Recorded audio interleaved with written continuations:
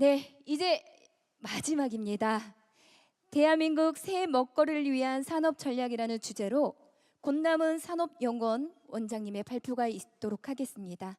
원장님은 무대로 나와 주시기 바랍니다. 예, 안녕하십니까. 방금 소개받은 권남은입니다.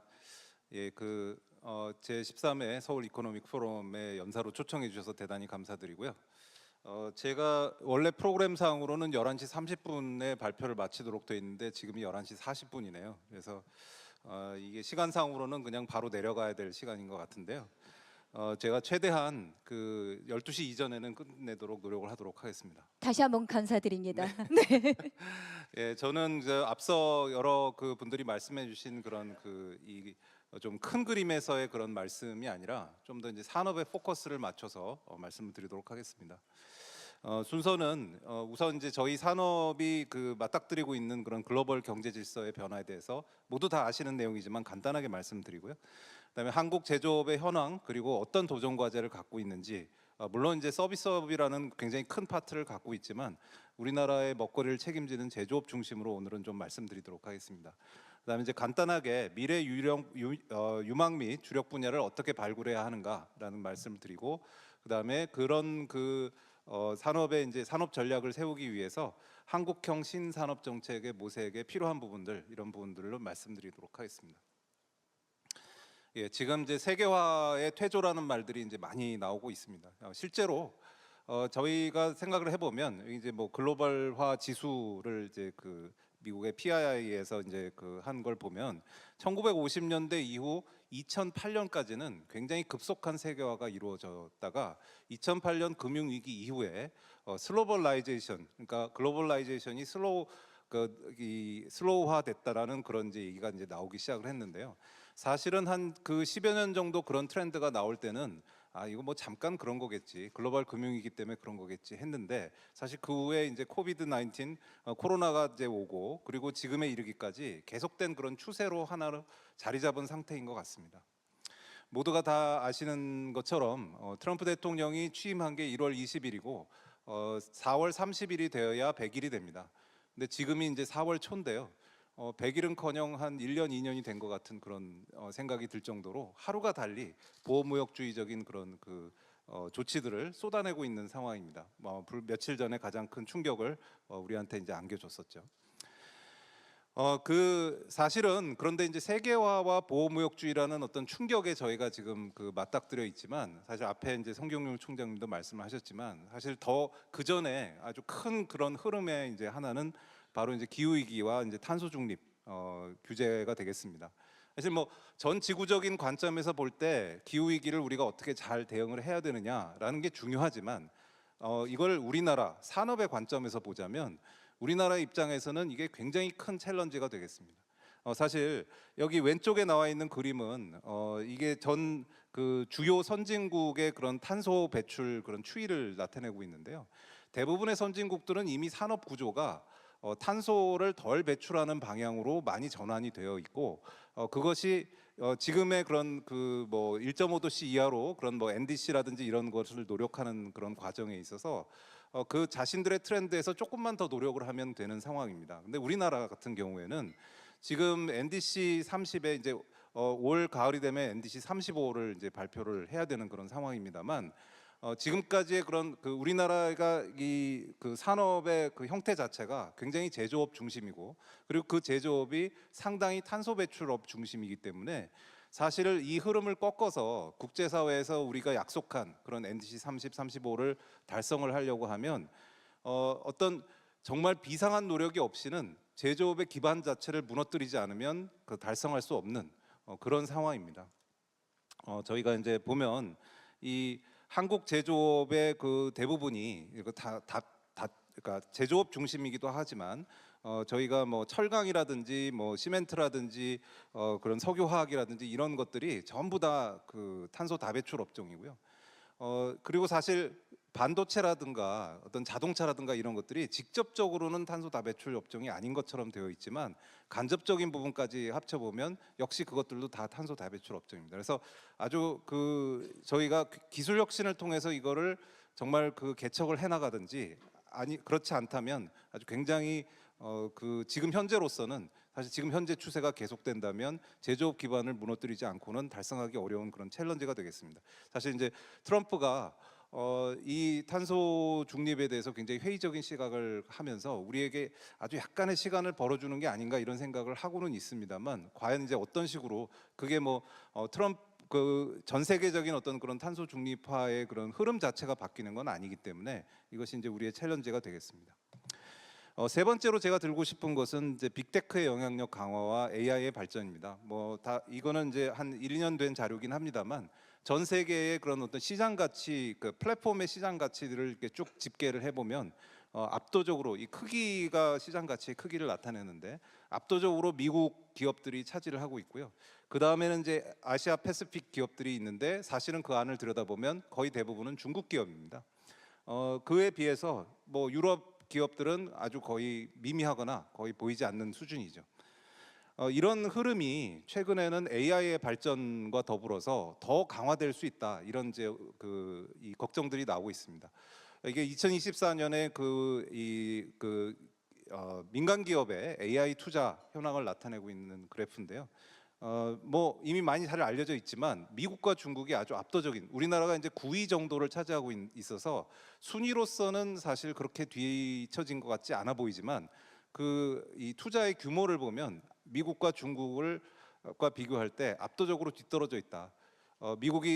중국이 딥시크를 내면서 크게 비용을 들이지 않고 그거를 달성하고 있다고 얘기를 하고 있지만 사실은 절대적인 규모로도 엄청나다라는 말씀을 드리겠습니다. 이런 이제 세 가지 도전 외에 사실은 국내적으로는 인구 감소 고령화라는 것이 저희 산업에 굉장히 큰 챌린지가 되고 있습니다만 그 부분에 대해서는 성경용 총장님이 자세히 말씀하셔서 다행히도 제가 그 슬라이드에 포함하지 않았지만 설명이 잘 된 것 같습니다. 두 번째, 우리나라의 산업이 감당해야 하는 챌린지 중심으로 앞에서 말씀을 드렸고요. 그러면 우리나라의 현재 위치는 어떠한가? 제조업을 중심으로 말씀드리겠습니다. 우선 비관적인 얘기를 하기 전에 우리나라의 제조업이 대단하다라는 얘기부터 먼저 시작을 하도록 하겠습니다.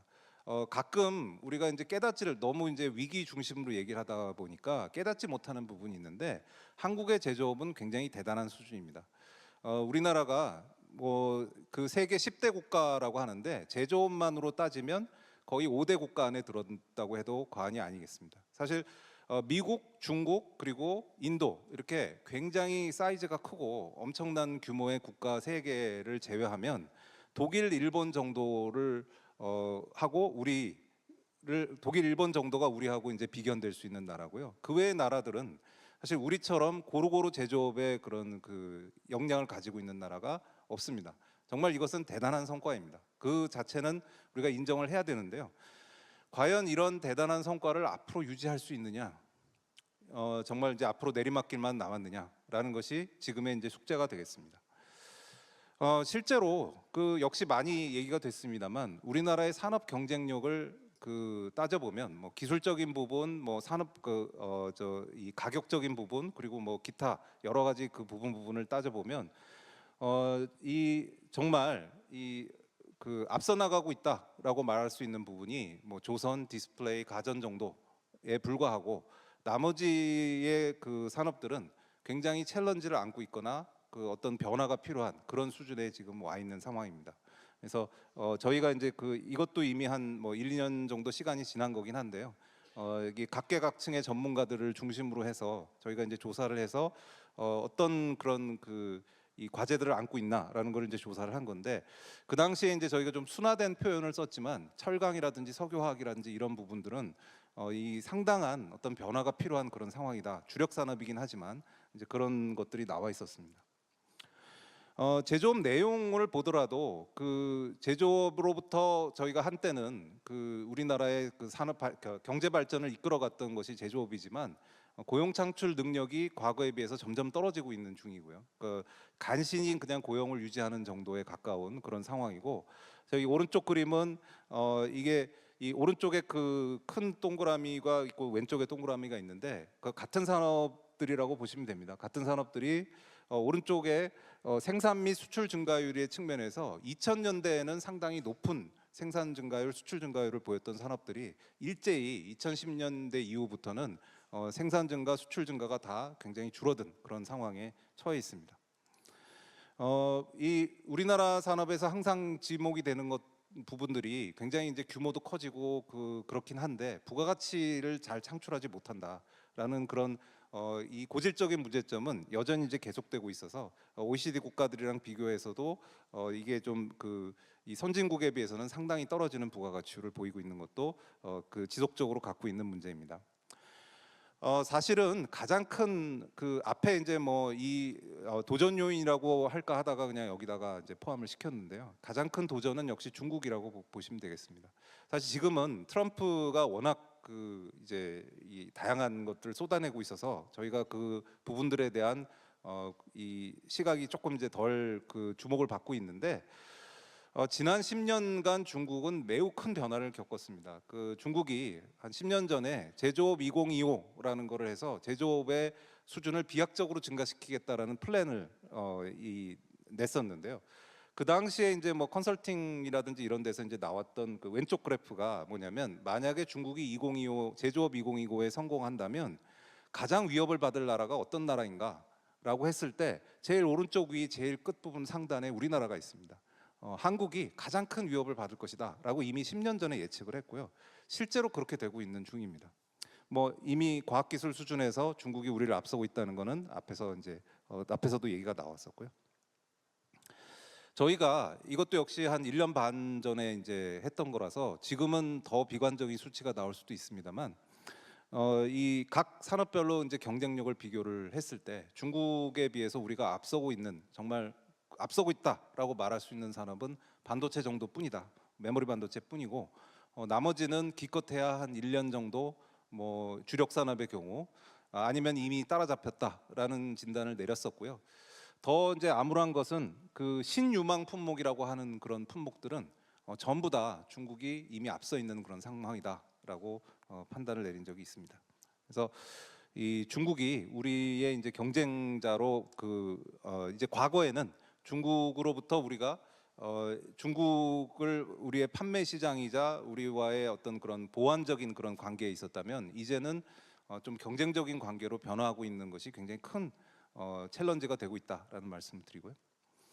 그래서 지금까지는 우리 제조업이 대단하다. 그동안 대단한 성과를 거두었지만 그렇지만 그 성과를 유지하기에는 지금 상당한 챌린지를 가지고 있다. 이런 말씀을 이제 드렸습니다.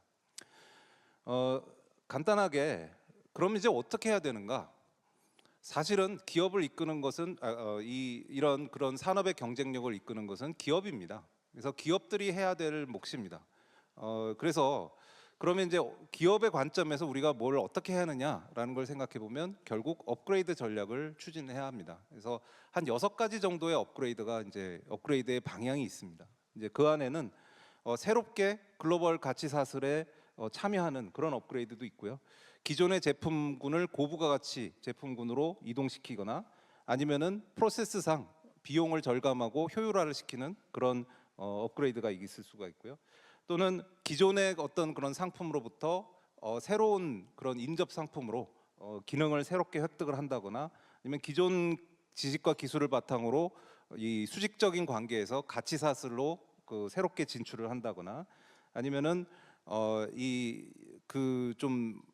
다변화의 관점에서 이 디버시피케이션 전략을 취하거나 이런 여러 가지 전략을 취할 수가 있습니다. 이거는 사실은 일반 개개의 기업들이 해나가야 하는 전략이죠. 하지만 이런 부분에 대해서 정부가 그리고 또 저희와 같은 이제 국제연구원과 그런 인텔리전스들이 어떤 그런 방향을 추진해야 하는가, 어떻게 뒷받침을 해줘야 되고 어떤 정보를 제공해야 되는가라는 부분들을 지속적으로 노력을 하고 서로 컨설팅을 하면서 해나가야 되는 그런 숙제가 있다고 보겠습니다. 저희가 이제 역시 한 1년 반 전에 이제 했었던 그런 작업인데요. 글로벌 이 경쟁에 있어서 시장의 가능성 그리고 시장의 확대 가능성 그리고 그러니까 가로축이 이제 시장 확대 가능성이고요. 세로축의 경우에는 우리의 그런 어떤 경쟁력 그 확보 가능성이라는 차원에서 한번 쭉 그런 그 제품이나 산업들을 한번 이게 좀 나열을 해보자라고 해서 이렇게 이제 그 여러 가지를 이제 한 건데, 오른쪽 위에 있는 거일수록 뭐 당장은 예를 들어서 전기차 같은 경우에 지금 당장은 약간 전기차 캐즘이라든지 이런 부분에 있어서 상당히 그런 어려움을 겪고 있는 부분이 있지만, 중장기적으로 봤을 때 우리가 이제 그 방향으로 육성을 하는 것이 가장 그 가능성이 높다라는 식으로 이제 된 거고요. 그 외에도 이제 여러 그런 산업들이라든지 이런 부분들에 대해서 어떤 연구라든지 이런 걸 통해서 이런 정보를 그 구축을 할 필요가 있겠습니다.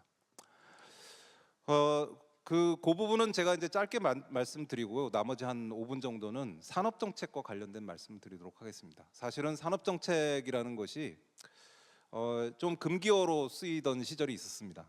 이 그 산업이라든지 어떤 기업의 발전은 민간 경제에 맡겨야 하고, 사실 산업 정책은 뒤로 물러서야 한다라는 시각이 그 유지된 적이 있었는데요. 이제는 더 이상 그런 시각을 아무도 받아들이지 않는 것 같습니다. 우선은 산업 정책이라는 것 자체가 과거에 우리가 7, 80년대 어떤 뭐 중화공업 정책처럼 특정 산업에 리소스를 몰아주는 이제 그런 형태의 산업 정책보다는 훨씬 더 광범위해졌다라는 말씀을 드리고 싶습니다. 이제 목표에 있어서도 특정 산업의 발전에서 넘어서서 어떤 뭐 AI의 발전이라든지 어떤 뭐 이런 그 뭐 공급망의 그 확보라든지 뭐 이런 다양한 형태의 목적을 가지게 됐고요. 대상도 산업이라든지 기업이라든지 지역, 기술, 인력, 인프라에서 다양한 종류의 이제 그 대상이 있고, 수단도 여기 이제 대표적인 수단을 이제 말씀을 드렸습니다만, 기존의 어떤 뭐 조세 보조금 통상 정책과 더불어서 공정거래 규제 혁신 제도 개선도 다 산업 정책의 이제 수단으로서 우리가 이제 고려가 될 수 있는 것이고요. 전통적인 산업 정책이 이제 협의의 산업 정책이라면, 그 새로운 산업 정책, 최근의 산업 정책은 굉장히 다양한 그런 목적을 가지고 다양한 수단을 가지고 그 쓰이고 있다라는 말씀을 드리고, 그래서 지금 이 순간에 우리가 이제 산업 정책이 매우 필요한 그런 시기고, 이런 그 프레임을 통해서 어떤 것이 가장 최적의 믹스인가를 이제 찾아 나가야 될 필요가 있다라는 말씀을 드리겠습니다. 근데 이 과정에서 세 가지 중요한 질문을 던져야 된다고 저는 생각을 합니다. 우선 첫 번째로는 산업 정책이라는 것이 이렇게 광범위화됐으면, 그러면 그 목표를 설정함에 있어서도 어떤 뭐 사회적 합의라든가 어떤 국가적인 어떤 그런 목표 설정이 명확하게 이루어져야 될 것 같습니다. 그다음에 두 번째로는 위기 요인들을 기회 요인으로 바꿔야 되는 그런 그 상황들을 어떻게 접근할 것인가의 문제가 있을 수 있고요.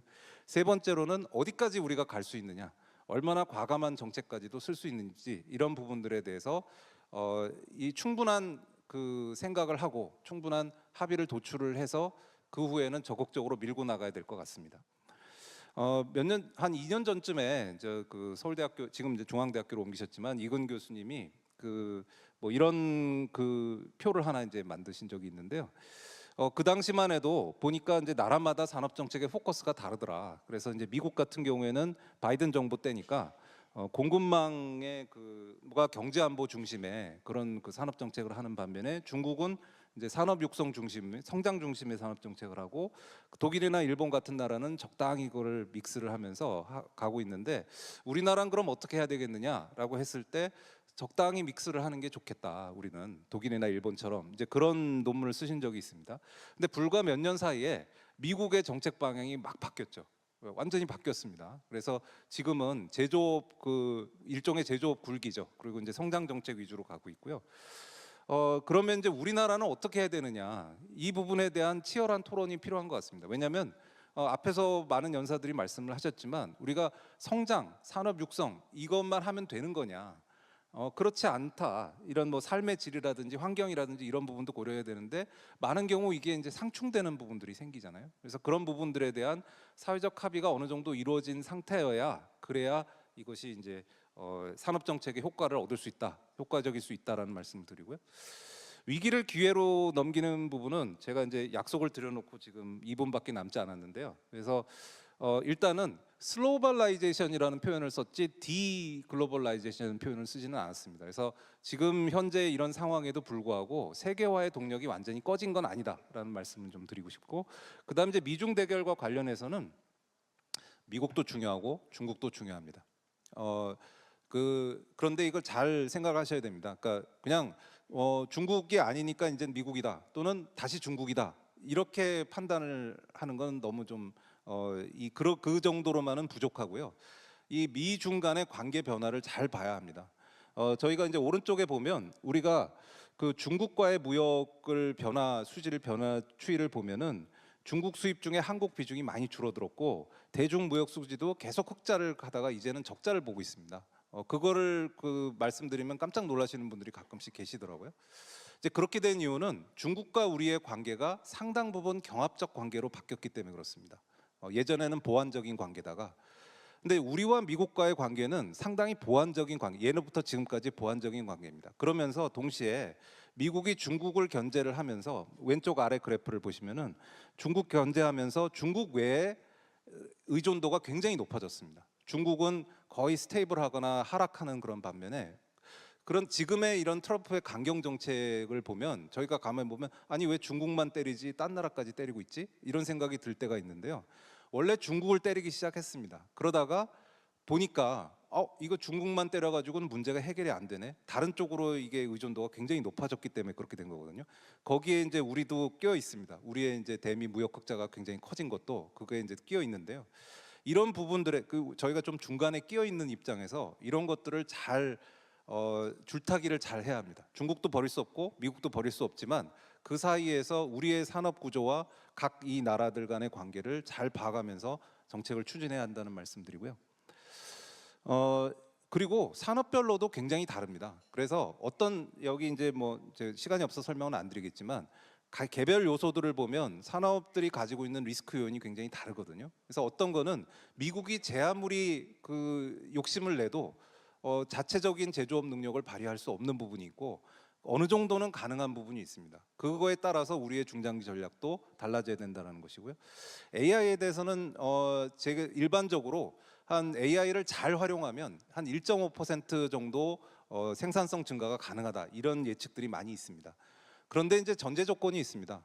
여기에 상당 부분 이 까맣게 조금 진하게 돼 있는 부분이 레이버 디스플레이스먼트거든요. 그러니까 노동 대체입니다. 노동 대체가 따라오지 않으면 사실은 성장률의 기여도가 낮아집니다. 이거는 아주 굉장히 중요한 판단 근거죠. 저희가 사회적 합의가 굉장히 필요한 그런 부분이라고 보겠습니다.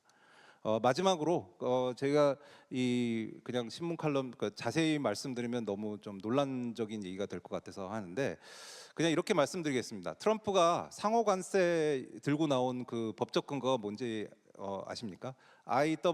IEEPA라는 법인데요. 이 법이 뭐냐면 1977년에 세워진 법인데 미국 카터 대통령 때 미국이 이란의 미국 대사관에 인질 사건이 있었잖아요. 그때 이란 자산을 동결시키기 위해서 만든 법입니다. 비상경제 권한법이거든요. 그거를 지금 전 세계에 상호관세 때리는데 사용을 하고 있습니다. 그런 수단도 사용을 하고 있습니다. 우리 같은 경우에 지금 여러 가지 어떤 법적인 그런 상황적인 정책적인 그런 제약 때문에 꼭 필요한 산업 정책이 이루어지기가 어려운 그런 환경에 있는데요. 이제는 정말 비상한 목적을 위해서는 비상한 수단까지도 잘 검토해 봐야 되는 그런 상황이 왔다. 이런 말씀을 드리면서 죄송합니다. 2분을 그래도 늦었네요. 마치도록 하겠습니다. 네, 정말 유익한 강연이었습니다. 네.